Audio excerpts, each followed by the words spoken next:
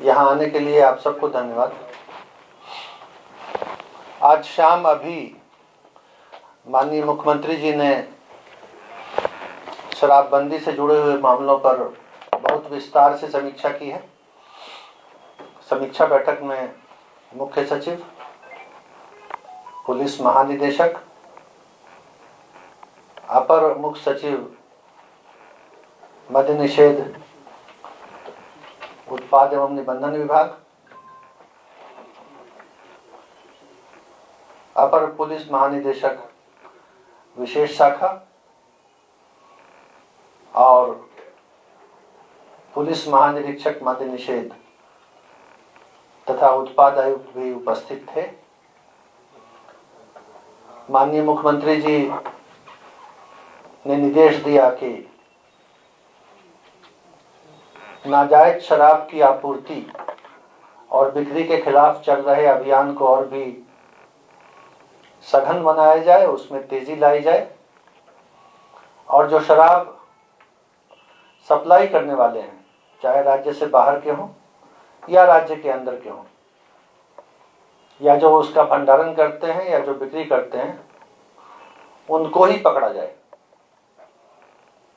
पीने वालों को पकड़ने की अपेक्षा जो सप्लायर हैं उनको पकड़ने पर बल है। उनके खिलाफ कार्रवाई और न केवल पकड़ना बल्कि उनको कोर्ट से सजा दिलाना, ये उसमें शामिल है। माननीय मुख्यमंत्री जी का ये निर्देश हुआ है। पुलिस पक्ष के द्वारा अलग से कार्रवाई की जाती है। पुलिस और उत्पाद विभाग के बीच में समन्वय रहता है, तो इसलिए जो कुल उपलब्धि है शराबबंदी की, वो उत्पाद की जो उपलब्धि है और जो पुलिस की है उसको मिला करके है, टोटल करके है।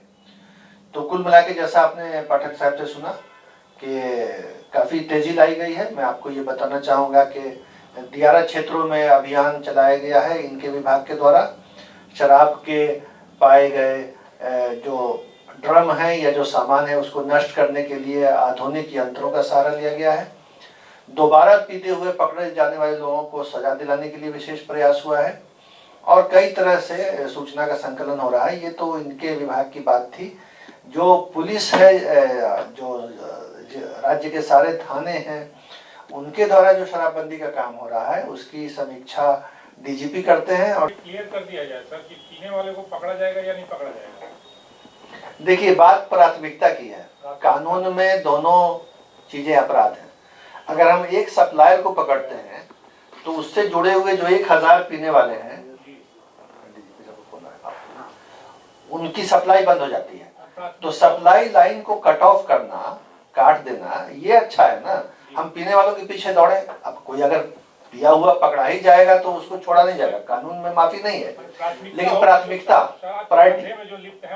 हाँ, सप्लाई लाइन ही बंद होगी तो लोग पिएंगे ही नहीं, पीने वालों की संख्या में कमी आएगी, इसलिए प्राथमिकता उसी की है। Is there any plan to reduce the penal amount of the repeat offenders or anything like that? देखिए, कुछ सूटेबल रिलैक्सेशंस किए गए थे, अमेंडमेंट जो पिछला हुआ था सर, उस अमेंडमेंट के बाद बिल्कुल फोकस है कि फर्स्ट ऑफेंडर को कम सजा है, रिपीट ऑफेंडर को जाते, सप्लायर वगैरह को, इलीगल सेल करने वाले को जाते हैं।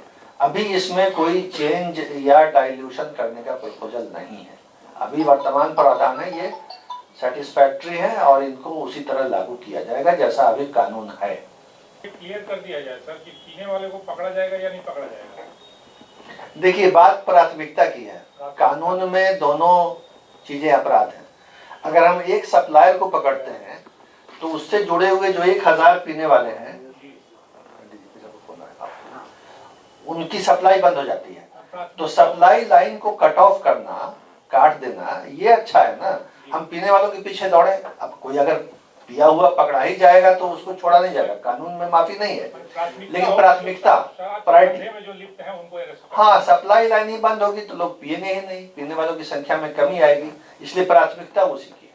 Is there any plan to reduce the penal amount of the repeat offenders or anything like that? देखिए, कुछ सूटेबल रिलैक्सेशंस किए गए थे, अमेंडमेंट जो पिछला हुआ था सर, उस अमेंडमेंट के बाद बिल्कुल फोकस है कि फर्स्ट ऑफेंडर को कम सजा है, रिपीट ऑफेंडर को जाते, सप्लायर वगैरह को, इलीगल सेल करने वाले को जाते हैं।